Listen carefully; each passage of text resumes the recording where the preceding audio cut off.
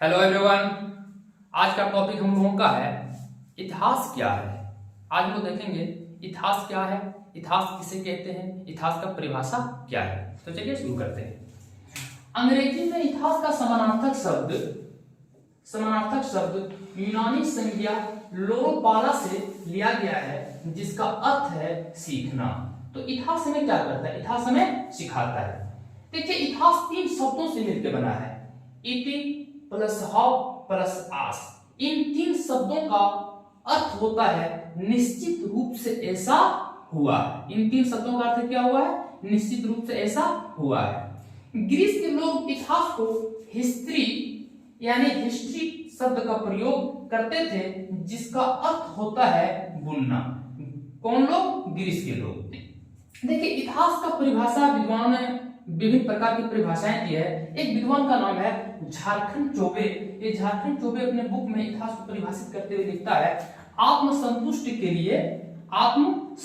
के लिए अतीत का अध्ययन ही इतिहास है। यह परिभाषा बड़ा सरल परिभाषा है। हिस्ट्री शब्द का प्रयोग हेरोडोटस ने अपनी पहली पुस्तक हिस्टोरिका में किया था। हेरोडोटस ने अपनी पहली पुस्तक हिस्टोरिका में हिस्ट्री शब्द का प्रयोग किया था, इसलिए हेरोडोटस को इतिहास का जनक या इतिहास का पिता कहा जाता है। अक्सर ये क्वेश्चन पूछा जाता है कि इतिहास का पिता किसे कहते हैं या इतिहास का जनक कौन है, तो आप लोग नाम याद रखिएगा, हेरोडोटस। भारतीय इतिहास के जनक या भारतीय इतिहास के पिता किसको कहते हैं? भारतीय इतिहास के जनक या भारतीय इतिहास के पिता जो है वो मेगास्थनीज है। मेगास्थनीज एक यूनानी राजदूत थे। वो चंद्रगुप्त मौर्य के दरबार में आए थे, एक राजदूत थे, और भारत में वो आकर के उन्होंने इंडिका नामक पुस्तक लिखा। और इंडिका नामक पुस्तक में भारत में जो कुछ भी उन्होंने देखा उन सारी चीजों को वर्णन कर दिया। इसलिए मेगास्थनीज को भारतीय इतिहास का जनक या भारतीय इतिहास का पिता कहा जाता है। देखिए, इतिहास के अध्ययन के दृष्टिकोण से इतिहास को 3 भागों में वर्णन किया गया है। एक है प्रागैतिहासिक काल, आद्यैतिहासिक काल और एक है ऐतिहासिक काल। प्रागैतिहासिक काल के अंतर्गत इसको 3 भागों में प्रागैतिहासिक काल को 3 भागों में बांटा है, पूरा पाषाण काल, मध्य पाषाण काल और नवपाषाण काल। पूरा पाषाण काल में आखेट एवं खाद्य संग्राहक मानव थे।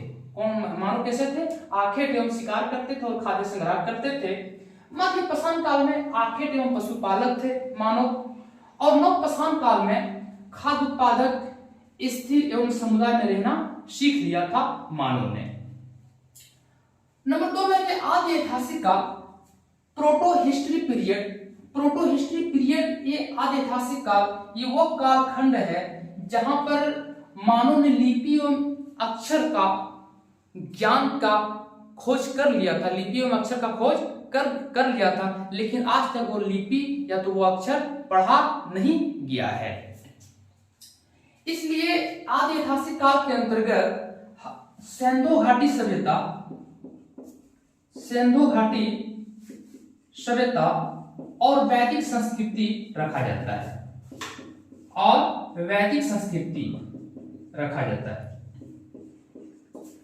अब आता है ऐतिहासिक काल, हिस्टोरिकल पीरियड। देखिए, इस काल की जानकारी के लिए लिखित साक्ष्य उपलब्ध है और पढ़ा भी गया है।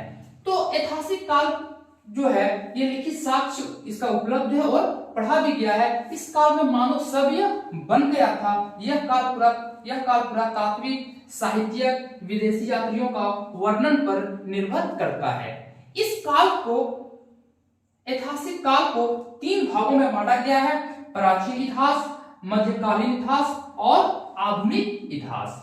तो अब हम लोग यहाँ से आगे एक एक करके देखेंगे कि प्राचीन इतिहास किसे कहते हैं, मध्यकालीन इतिहास किसे कहते हैं और आधुनिक इतिहास किसे कहते हैं। आप उसको नोट कर लीजिए।